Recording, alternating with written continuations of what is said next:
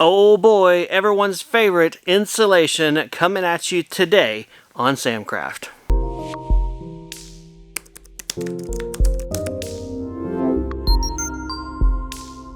Hey everybody, my name is Sam. Welcome back to Samcraft. Welcome to the next video of me building my workshop space. That is right, today's video is going to bring you along the full fun endeavor of installing insulation in my workshop. We're going to be insulating the walls, and then we're going to be insulating the ceiling, building in an attic hatchway into my ceiling trusses, and otherwise just having tons of fun with fiberglass. When I built my walls, I knew I was going for a standard finished 8-foot height, and this means I'm going to have a relatively easy job installing the insulation. I have some fiberglass craft paper faced insulation. This is an R13, so at the best R rating I can get for my 2x4 wall thicknesses, and these are pre-cut to that 92 5/8 height of my pre-cut wall studs that I bought. This means I should not have any cuts on the tops or bottoms, and the only trimming that I'm going to have to do is if my wall cavity is narrower than the 15-inch width, or if I have outlets and switch boxes in that place. So what I'm going to do first is go ahead and do the easy ones. Let's go ahead and get the insulation installed in these bays that are empty, the ones where I can just stick them up there and keep on going. Let's do that first as an insulation confidence booster. Maybe.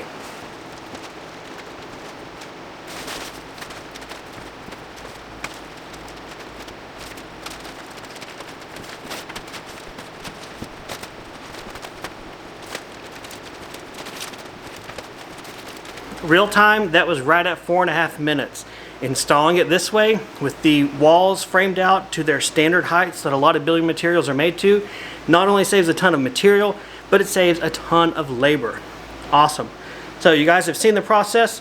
Let me go ahead and just rinse and repeat around the whole building, and I will see you guys back at the front door when we got to start cutting some pieces and show you some tricks there as I install those pieces.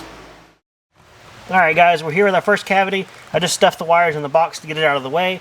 Basically, you install it the exact same way except for right here. You want to cut a square around, and if you're able to, leave a flap of insulation to go behind your box if you've got clearance. Otherwise, it's the same thing as insulating an empty cavity. You just remove a little bit of a rectangle here. This is when a box knife comes in handy. Hold it about right here. Slice in a little bit, find the bottom of your box.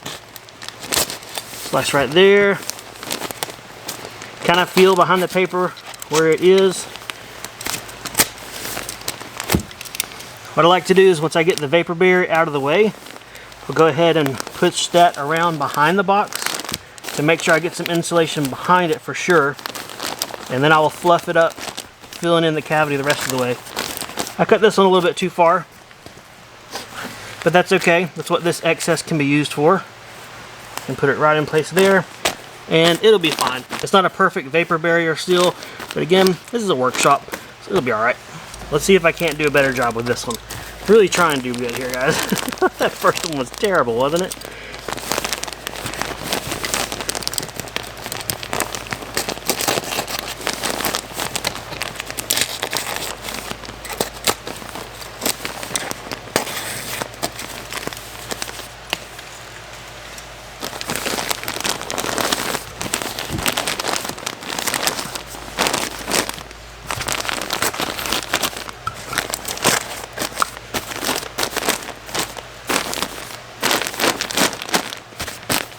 There we go. That looks a lot better. That is something I'm okay with.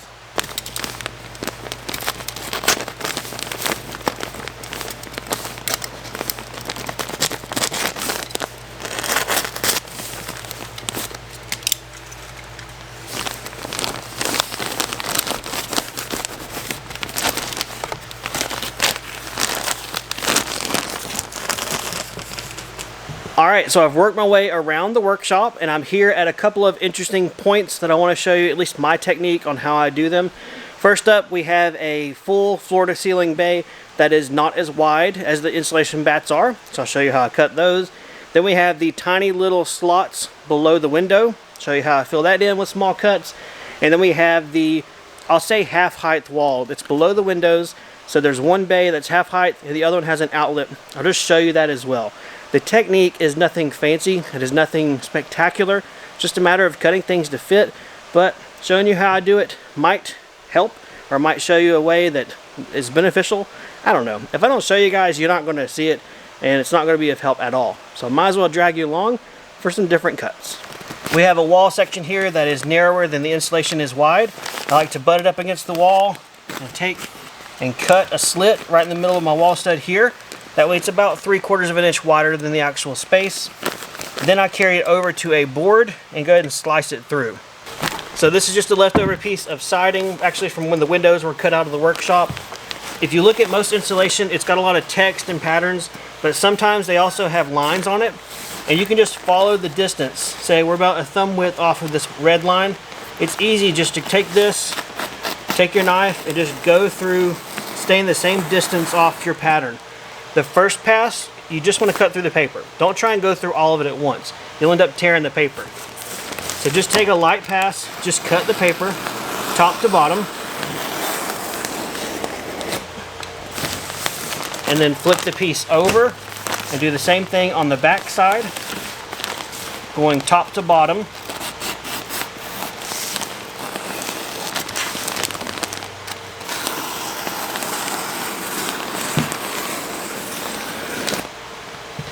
And once you have the paper cut, then you can really use your board back here, push your knife into it, and just cut all the way through. You may have to take a couple of different passes. Don't be afraid of cutting it multiple times. Just work your way through, and you'll get through it in a couple of passes.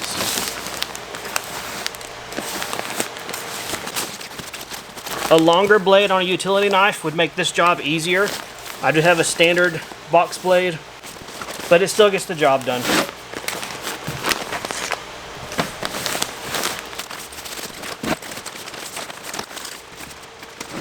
I probably made that look really chaotic, and in reality, I guess it was, more so than what you will see from any other how-to video. They'll like you take the insulation over to a flat work surface, use a straight edge, lay it down, and get these wonderful, beautiful looking cuts to then throw in your wall and cover up by your wall covering. I'm just doing it the method that honestly works for me. I'm right here at the job site, right here where I need, measure, cut, push into place, go on down the line. I really try to minimize my back and forth work on something like this, and while I don't get stuff that is, hang on, that's the factory edge. I don't get stuff that is super pretty, it is still functional and works.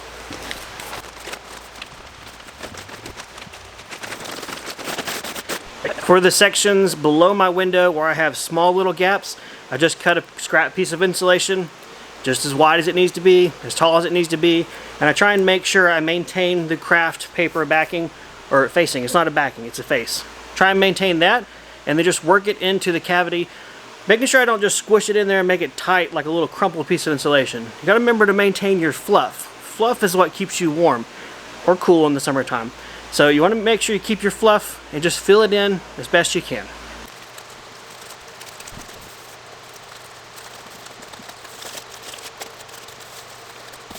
The second to last wall section that I'll show you that can be tricky to cut are these short walls below a window. It's not too bad though. Just hold your piece up down there flush with your bottom plate. Hold right here at the wall. And in this instance, cut it at that side first. Now I can flip my piece over. I look for my cut, which is right here. Going across the paper first.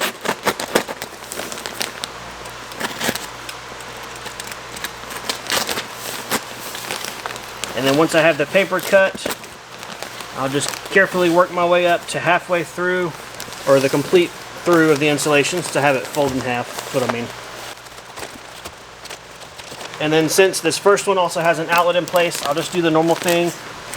Stuff it in here, come down here to where my outlet is, make a little cut there, take the paper out, hold the insulation behind the box, and then push and fluff the rest. And then on this side of the wall, same thing, hold it there. Mark right here, middle of the wall stud, or in my case, the bottom seal of the window. As you bring your insulation over to your backer board panel, I like to follow it over.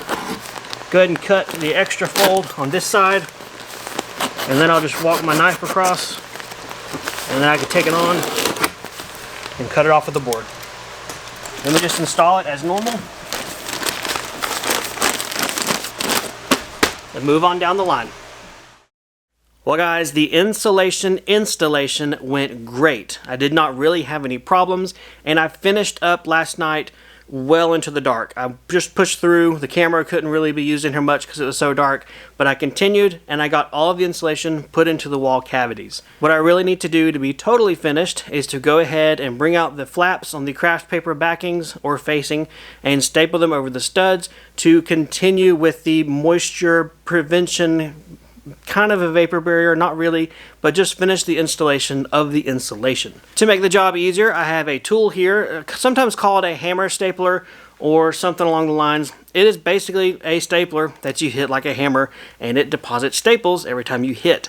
Something like this is invaluable. I used it a ton on the house wrap of the workshop. It works great. It holds 2 full sticks of staples at a time, and if you have staples that don't drive all the way, this can be used as a hammer. So one tool to rule them all, get everything stapled up. So let's just get with it and start some hammer time.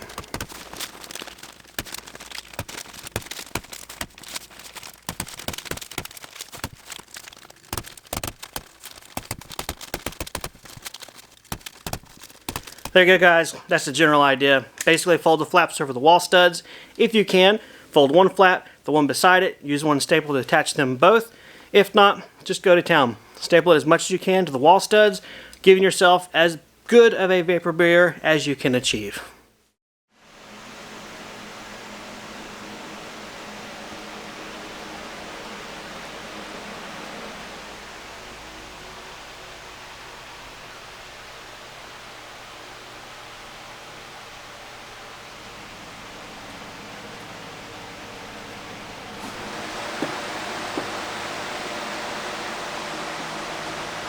That took a couple of work days and several thousand staples, but the wall insulation is completely done. It is installed, it is stapled, our vapor barrier, or actually moisture retarder, is stapled down, overlapping everywhere, and sealed up nice and tight. What I'm going to do next is transition to the ceiling, not with ceiling insulation just yet, but installing my rafter vents. Let me grab one and do a little show and tell for you. Here you go. This is a rafter baffle or a rafter vent. So it is a piece of styrofoam that you can buy from hardware stores or building supply stores, and it is designed to be installed this way. So this is what we're going to see from inside the workshop. What this creates is about an inch air pocket or channel for air to travel from my soffits outside the roof on along up the sheathing up the roof line, and then ventilate out my ridge if you have a vented ridge cap installed, or out your eaves, or however else you have your roof ventilated. For my workshop, I have a vented roof or a vented ridge. So this is going to allow the heat, the moisture, and the air to travel outside, all the way up and out the peak of my roof. These are important because it allows you to have airflow, but give you a place to put your ceiling insulation or attic insulation right up next and cover your top plate to continue your envelope of insulation for your living space or your workshop space inside. If you don't install these and you just put your insulation all the way to the end, you're creating a closed airspace and not allowing your roof to breathe. That is really an issue when you get moisture. So whether it be in the winter time and you have a heated space and that warm air migrates through, diffuses through your ceiling and gets into your attic, if there's no airflow in place for it to go, that's a problem. Also, if you live down south or in a humid climate, which we kind of do, mainly the summertime is where you have more humidity and moisture in your air, and as it naturally goes and travels up, heated air rises up into your ceiling. If there's no way to let fresh air in so that air gets out, you're going to have moisture issues as well. These rafter vents are fairly affordable, easy to install, usually required by most building codes, and worth their weight in gold.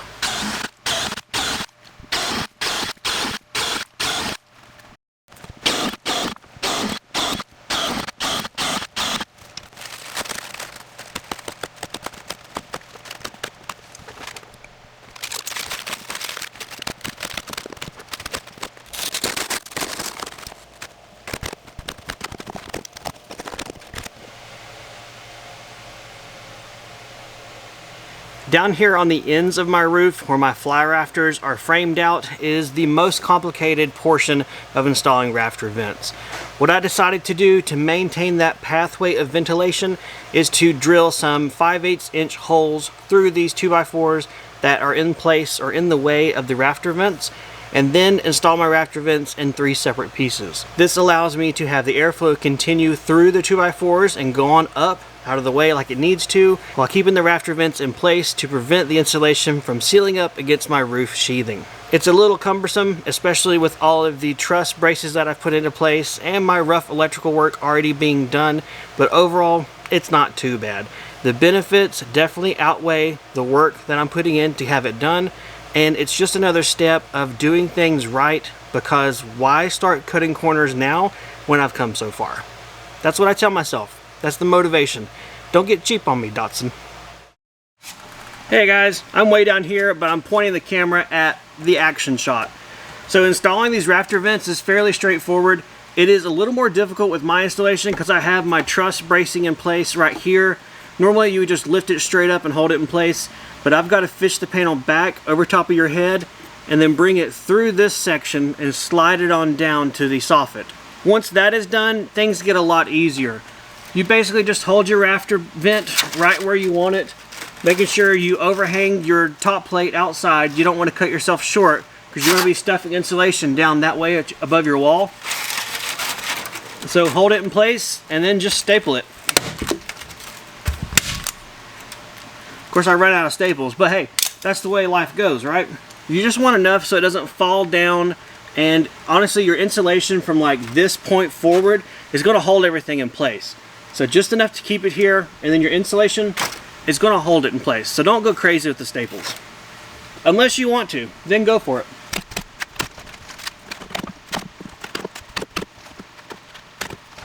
That's it.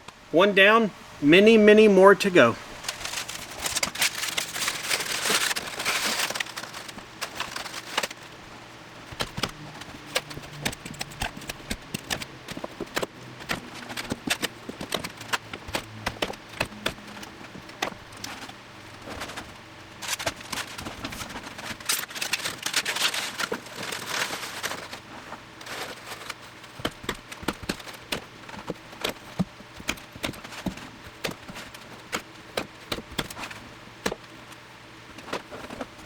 Rafter vents are put in place and it looks pretty good. Some of them are not exactly dead set, same level, but that honestly does not matter. The number one place that matters is over top of my wall, and for that whole portion where the ceiling insulation will be in contact with what would be the roof sheathing, but the rafter baffle in this instant. Welcome to another work day, and this is the work day that I have been looking forward to but also dreading. Today is the day I put insulation in the ceiling. So the name of the game is to just put the insulation up. I may have to make slit cuts in the back of the insulation where it needs to wrap around my wires, or these 2x4 truss braces. Kind of go with the flow, see what I can get going, and then staple it to the actual trusses themselves to hold everything in place. One last thing before I begin, and this might not be something that is intuitive right offhand, but I definitely recommend you do it before you start this step. I've installed some nailers, some 2x4s up here. They are scraps. They are sitting on top of my wall, and they overhang into the room by about 1.5 inches or so. These guys are important to allow me to install my insulation, but they are also most important to allow me to install my ceiling covering once everything is said and done. So this might not be a step that you think about, that I did want to say really quickly that I did, and maybe it'll help you out. Hopefully it does.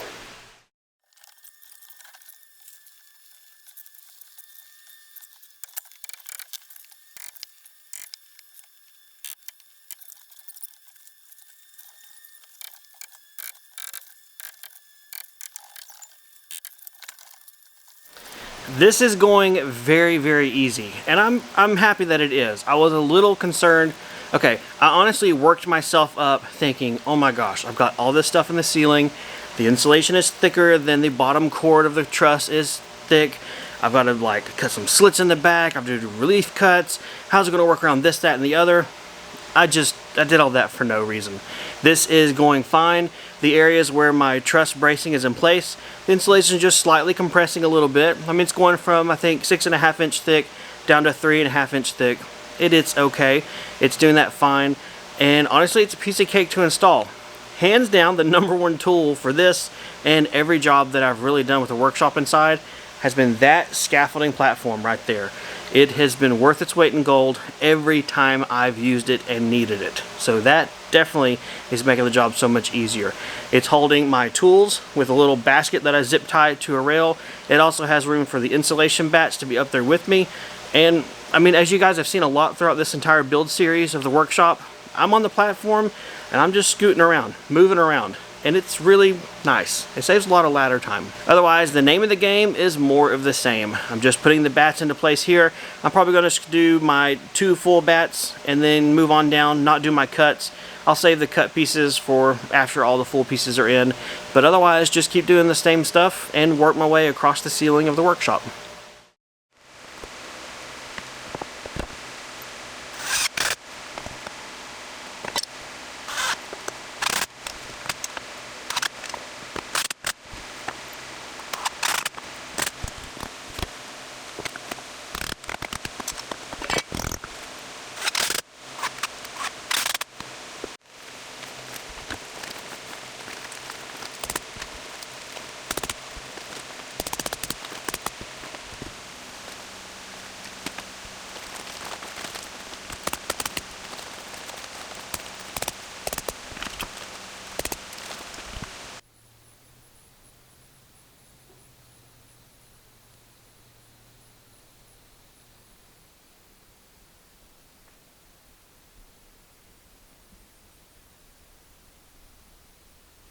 Well guys, the insulation is completely done. All of the walls, the entire ceiling, every bit of it done.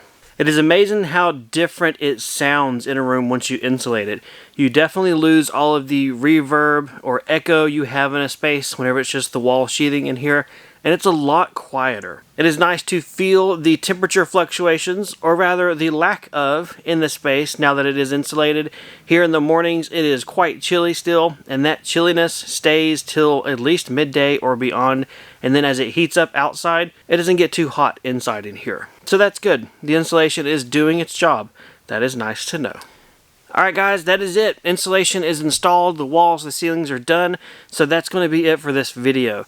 Remember, this is just one step of a giant project of building this workshop, and there's a link to a video playlist down below to show you everything of this whole stage, from breaking ground to moving in, when that day comes. Up next in the project will be wall paneling or wall covering installation. That should be fun because that means this starts to become a truly finished space. So hopefully you'll stick around for that video and all the others. If you have any questions or comments, something I didn't cover in this video, or questions in general, leave me a comment down below.